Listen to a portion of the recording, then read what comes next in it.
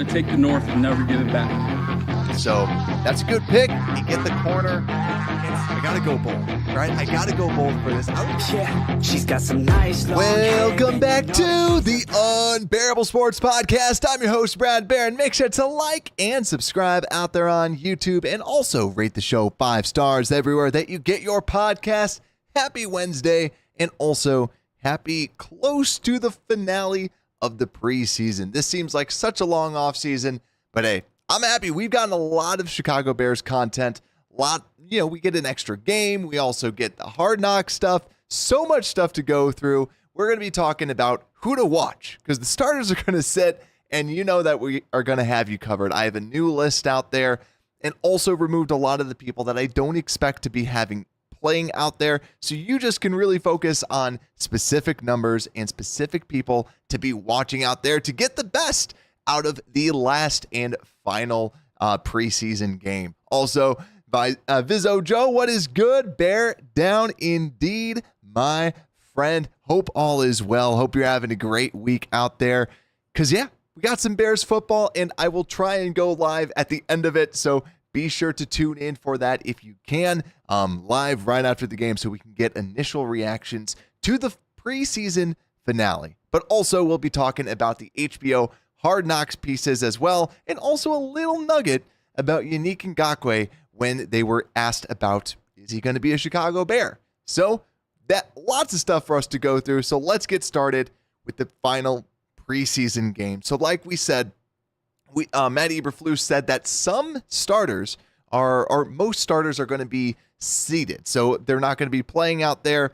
But because of the way that he said it, he didn't say everyone, select starters might be playing out there. So it got people kind of asking, who might be some of those people that end up playing that are actually starters?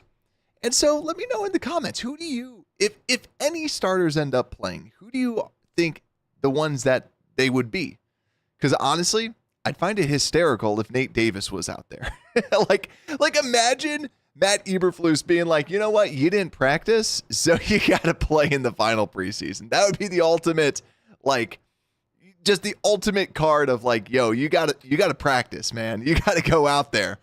But when I look at the starters, I don't really see any that you would expect to start. The only one that I could see, he's technically not a starter, but he contributes a lot, would be like a Khalil Herbert, just because the lack of running backs that they have on this team.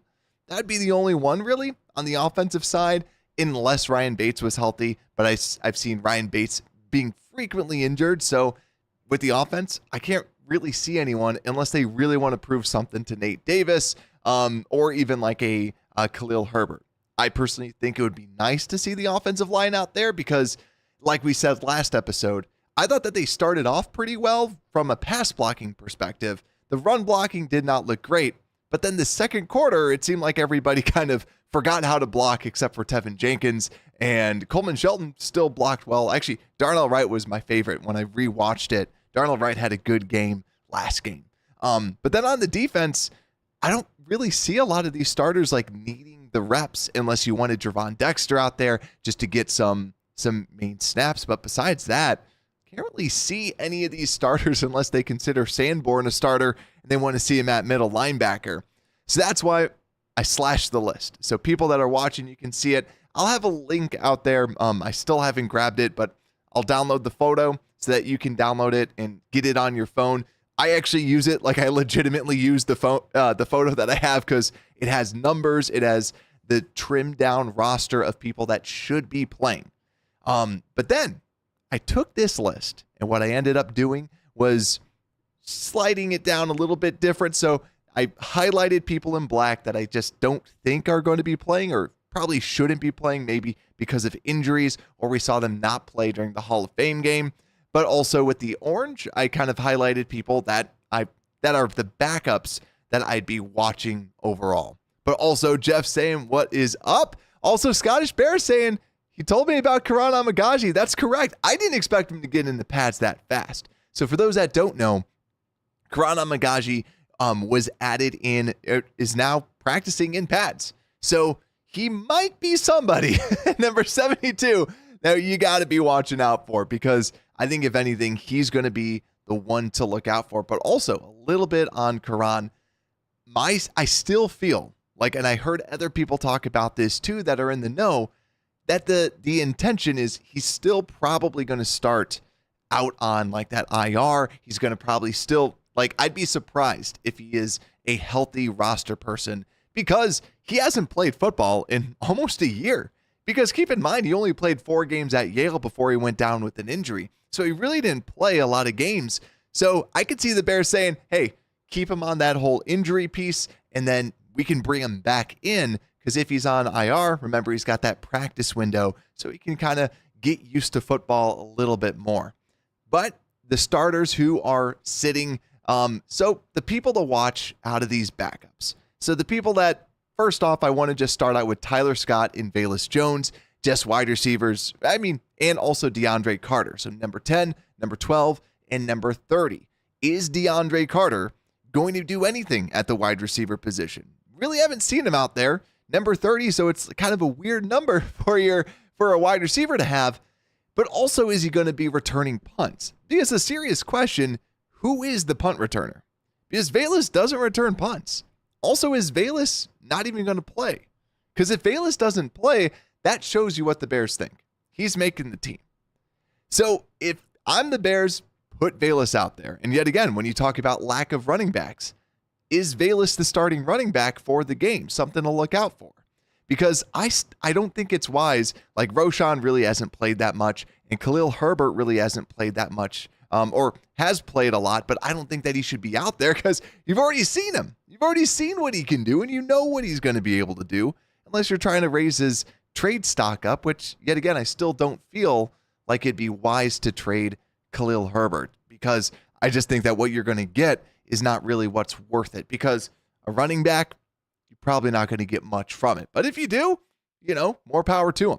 So really, I'm looking at the wide receivers to see who out of this backup unit jumps out, and does DeAndre Carter do anything at that receiver position? But then the next position battle that I'm looking at, because a lot of this, to make it fun, look at the potential position battles. Because you could say Jake Curran, the right tackle, number 73, and number 75, Larry Borum. But I'm actually looking at the interior. Ja'Tyre Carter, number 69, has been somebody that has played some left guard, some right guard, and has kind of been all over this roster and hasn't consistently been a backup this year. Last year, always been the consistent backup, always been the standard left guard backup. But if Coleman Shelton is your backup and Ryan Bates is the backup of that, right? Who do they like more? Because they have Matt Pryor, number 79. Keep an eye out for him. Also, with Ja'Tyre Carter, number 69, see who's playing. And also, look at that interior of the offensive line battle, because I think it's really up in the air. I still think Larry Borum's going to be your backup swing tackle, and Curran probably not making the roster, but them probably rostering one of those tackles as a practice squad tackle. So I still feel like, obviously, we got to go through the 53-man roster, but I think that interior of the offensive line is going to be key. So if you're looking out for anybody, keep an eye out for that interior of the offensive line. Besides that, when we're talking about backups to keep an eye out for, Brett Rippon, Tyson Bagent, I think it's pretty set in stone. Tyson's going to be the backup. Brett Rippon's probably going to be on practice squad or something like that, just as a veteran that can be around them. And then Austin Reed, even though he's been on Hard Knocks and been very, very popular, I just can't see him making this practice squad, but Rippon being able to do that. So that's ultimately my take on it. But let's flip over to the defense. Because on the defensive side of the football, the backups that I think are going to be starting, the one that I'm going to be looking out for. So first off, Jacob Martin, I've given up on putting him on my players to watch. He hasn't been practicing this week, probably not going to be out there. Jack Sanborn, I guess, is probably not going to be. I don't think he's going to be out there because you already know what you're getting out of him. But the people that I have to watch, is Noah Sewell going to be out there? Number 44. Like, can we see this guy play some football? I'm just looking to see, is he MIA again, or is he actually going to be out there? The other two people that are probably going to play, Byron Cowart, number 93. Just want to see more out of him in the run game. Zach Pickens was a little bit banged up. I know what you're getting out of him, and he's going to make the team just because of where he was drafted. but I'm really looking at Dominique Robinson. We're going to talk about defensive ends, and it's good. I think it's going to come down to what do they think about Jacob Martin versus Daniel Hardy, Khalid Kareem, Dominique Robinson, because we already know what Austin Booker can do. We already know Austin Booker's good. Dominique Robinson's that big piece, because are they going to want to move on from him? This is a big game for Dominique Robinson. If I'm the Bears, I'm putting in Dominique Robinson for majority of the game. So if you're going to cut him, then you know, right? Then you feel good about that. Even though that I know a lot of times they already know that 53-man roster, and this is more of just them being able to showcase their talents. I want to see Dominique Robinson out there. I want to see, can he do anything against backups? Because he really hasn't, besides just trying to shoot the gap and not really using his hands a lot. So that's my take on it. But also Scotch Bear saying the Bears will be taking it easy with Karan. Yeah, he might take Braxton Jones's job in the second half of the season. Jones needs to show out. It's definitely a big season for Braxton Jones because this is his third year. And when you talk about offensive linemen, this is when they really kind of come into their own. And this is when they kind of take that next step. So I do agree that he needs to kind of show out because after this, it's his final season with the Bears. And I think this is going to kind of prove what do they think about this franchise left tackle spot, because it's a big position. It's a very important position. And I feel like with him, he definitely needs to kind of show that next level and kind of show some sort of dominance, because the hard part is I think that he's a very similar right now, kind of has a lot of that Charles Leno-y vibe to him where he's good. I do think that he's better than Charles Leno, but it's that you can always upgrade from him. So he needs to kind of take that next step up. And then I think that then you know, okay, we got our guy. We feel comfortable about him. So hopefully he can, because he does have a lot of the athletic traits that you want. Amagaji, though, I do think that he's still a very developmental player. So I think ultimately what they're hoping to get is someone that can kind of replace Larry Borum for the long term. So this year I could see Karan being like him and Larry Borum being the backups after when Karan is healthy. But then I think that next year, then you go, all right, you're now the backup swing tackle. You're now the person back there. And then now they have to start thinking about what should we do at that left tackle position. So cool. So now let's talk about the last group. Let's talk about the four stringers, and then we'll start getting into some of the HBO, the Hard Knocks pieces, because to me, it was one of my favorite episodes. Actually, it was my favorite episode. Episode 2 was honestly a little bit boring. I felt bad for anyone that wasn't the Bears fan that watched that, but episode 3 was really good. So who to watch for kind of in that back half? In the second half, that there's going to be a lot of those backups out there, the backups of the backups. So obviously, look for number 72, Karan Amagaji, to see if he even plays. They're going to try and slowly play him in there. So to me, does he even take the field? I hope he does, because I hope that he can get some of those reps. Because like I said before, my feeling is that they would still want to take it slow with him because of his injury. So I'm hoping that he can at least get some of those game reps, especially even if they don't put him on IR or anything like that. I think that if he's healthy enough to play in pads, you should have him out there so that he at least kind of jump starts his NFL career a little bit. But also, like I said before, I'm looking at this interior of the line, like Doug Kramer, number 68, Bill Murray, number 60, Jerome Carvin, number 63, just to kind of see what their plan is on this interior, because I do think that it feels like anybody's game from this interior of the offensive line spot.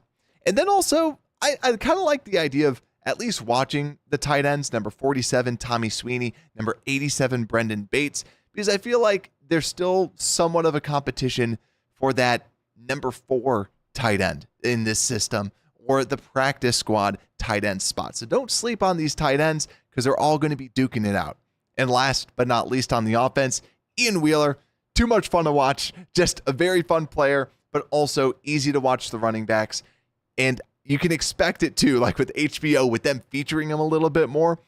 You kind of know that, okay, he's probably not going to make the team, but hopefully he can kind of make that practice squad player, because I do think that he's showing a lot of really, really good tape out there, and he's someone that can play special teams and also be a good running back for you. So someone I'd like to kind of stash on, because I just, part of me just can't see them getting rid of Travis Homer. Even though that a lot of us would, I just can't see the Bears moving on from him with his versatility and just familiarity with the scheme. But then on the defensive side of the football, people that I'm watching out for, really on the defense, I'm looking at Daniel Hardy, number 92, versus Khalid Kareem, number 52. Because to me, this is the battle for the practice squad. I still don't feel like, we saw this with Terrell Lewis. Terrell Lewis was dominating. Terrell Lewis was looking really good. But there is just the way that the practice squad, the depth chart kind of shakes out. I just feel like they're going to be battling it out for the practice squad spot. So that's kind of the battle that I'm watching out for. 92 versus 52. Who's going to take the practice squad spot? Who's going to look the best? Hardy versus Kareem is who I'm watching out for. And last but not least, Josh Blackwell, number 39. But not on the defense. Watch out for him on punt return. Yet again, this whole punt return situation is really up in the air. And Blackwell has been returning a lot of punts during practice. So to me, someone to just at least look out for from the punt return perspective. Yet again, keep in mind, the Bears kept someone on their team that literally just his job was to catch punts. That's all they wanted. So if Josh Blackwell can catch punts and play defense and can play kick return and punt returns, tackles, everything like that, that's what I want to see. So to me, Josh Blackwell, that is someone that I'm looking out for on the punt return side. So with that, let's talk a little bit about HBO Hard Knocks. What did we think about this? Everyone let me know down below. It was my favorite episode. It was enjoyable. It had a lot of really great parts. I actually had to put it on my phone just to be able to kind of see all the really good episodes, all the good pieces on this episode. Because it wasn't, no offense to DJ Moore and his family. Obviously, I'm wearing a Bluey shirt like I am a devoted father. But seeing them go kind of like to the whole ice cream museum and stuff like that, it's like I'm watching this to learn more about football. I'm not watching here to kind of see the behind the scenes of what they're doing. And I thought that they did a very good job at doing that. So a couple things that I really liked. I liked how they went into the Austin Booker trade and talked a little bit about the whole, how they were trying to get it and just kind of showed them on the phone saying, hey, can we come up? Can we come up? How about this spot? I'll give you a 4.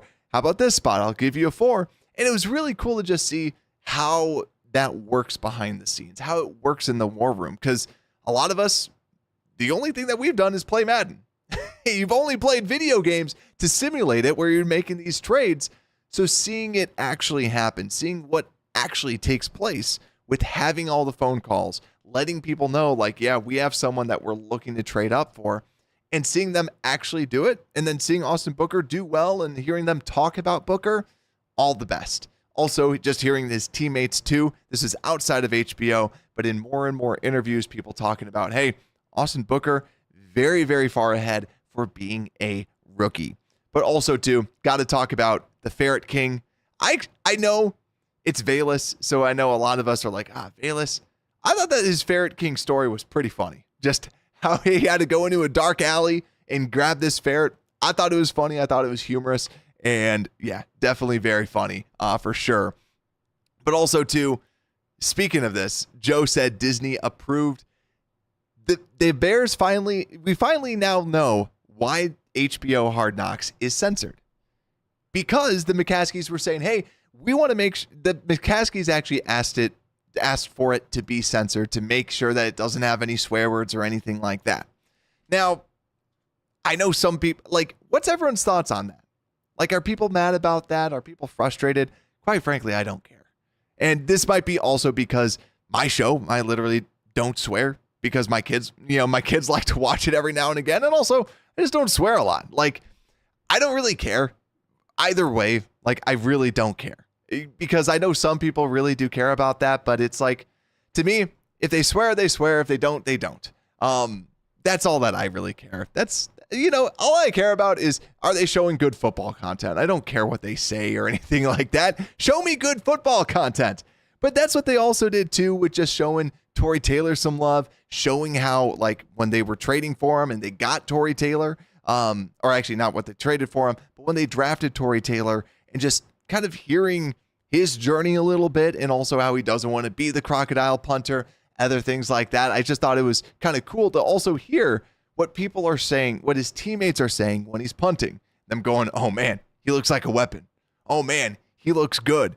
Stuff like that that's the content that I like hearing, what people are saying about the other players. I really, really like that. But then also too, also speaking of kind of censorship, Matt Eberflus, I actually like this, him talking on the show or him talking in front of the players before the Bengals practice and saying, listen, if you guys fight, you're out. Like, it's as simple as that.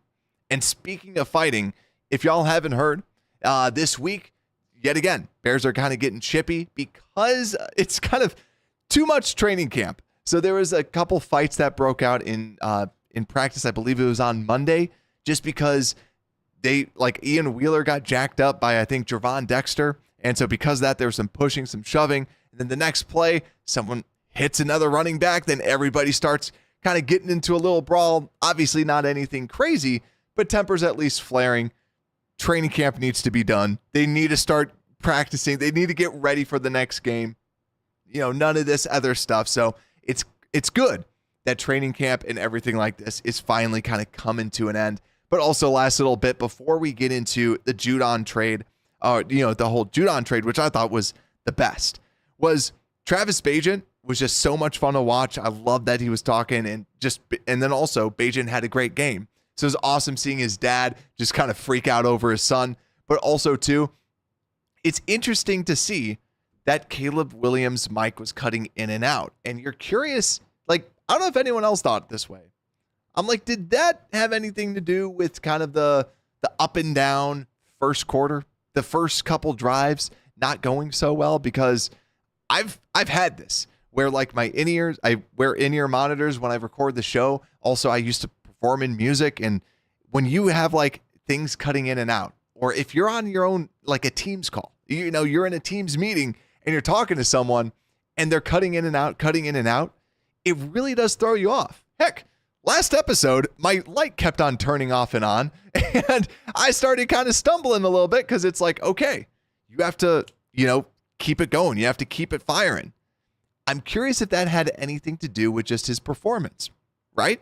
It does kind of throw you. And I know that he did say he doesn't get nervous or anything like that, but that's a weird thing that can throw you off. To throw you off to kind of go for 3 straight, 3 and outs, maybe not that much, but does kind of throw you off a little bit. So I thought it was an interesting insight just to see that.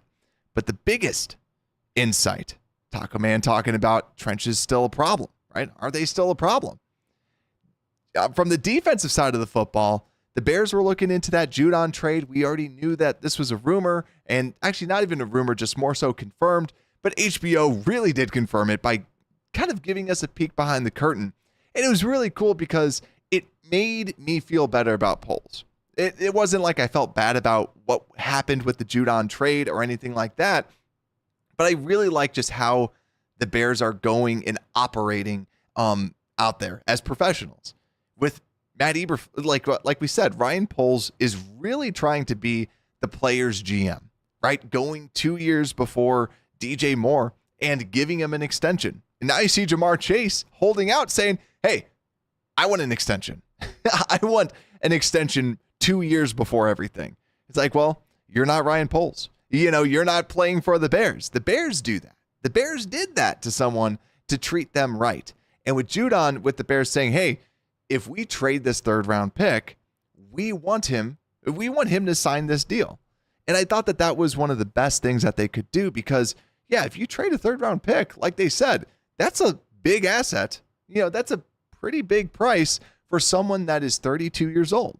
They traded the 2nd and they got Montez Sweat. They locked him up to a deal. That's what you expect. So I love that they did that because there's already some talks that, hey, the Falcons actually don't even have a plan to sign him. So I really like that the Bears had that, and they're like, hey, he's got to agree to this if he's going to be traded. So I love it. I thought it was really cool that he had that out there. So I really liked it. It was a cool peek behind the curtain that I thought overall very, very cool. Hopefully they continue to give us that. Broski, right at the very end, what is good, my friend? Hope you are doing well. Bear down. But also, final little topic, I want to talk a little bit about Yannick Ngakoue, because with Matt Judon, it was obvious then, hey, the Bears want to try and do something with this defensive line. They're not finished with this, or they're looking to replace someone. That's like why we were talking about, well, hey, look at Dominique Robinson, because Jacob Martin's not going to be out there, but he is a veteran. The Bears know what he's out there for. And I know a lot of us were saying last year, they got to cut Rasheem Green. And on this show, I was saying, they're not cutting Rasheem Green. Even though that we want him gone, the Bears weren't going to do that because he's a veteran. He's a veteran presence that they know a lot about him. They know what he's going to bring. Dominique Robinson, to me, I think them trying to add someone says more about Dominique Robinson than maybe Jacob Martin. But to be fair, too, Jacob Martin hasn't been as healthy as Rasheem Green was last season. So that could also play into it. So now it brings up Yannick Ngakoue. The Bears have been talking to Yannick Ngakoue. They have been in discussions, and I believe it was either Matt Eberflus or Ryan Poles. One of them did an interview, and it does seem like the Bears are still having they are having discussions with Yannick Ngakoue. So it does feel like, hey, if they need him, if they want him, they're at least having the due diligence to have the discussion to bring him in if necessary. So I think it's going to be an interesting week with cut downs and other things like that, because if they do feel that Yannick is going to bring them this much upside, then they're going to bring him down. So that's the thing to me, is I think that Yannick Ngakoue is like, if they need him, they can get him. And I think that's what's really kind of cool. But also at the same time, why didn't others pull the trigger on him too? They've brought him in, but then they choose to sign someone different. So are the Bears just going to wait this out, see who's out there with the roster cutdowns? Lots of stuff is going to be happening in the next upcoming week, because we have our final preseason game tomorrow. We'll be going live after the show to break it all down in the people that are stock up, stock down for me. So if you haven't already, make sure to drop a like. Helps out the show tremendously. Leave a comment, subscribe. Also, if you're listening out there on podcast land, go out, rate 5 stars everywhere that you get your podcast. You can download it so you can listen to it at work. Hope you're all doing well. Ready for the final game of preseason. And with that, Unbearable Sports Podcast, we are out.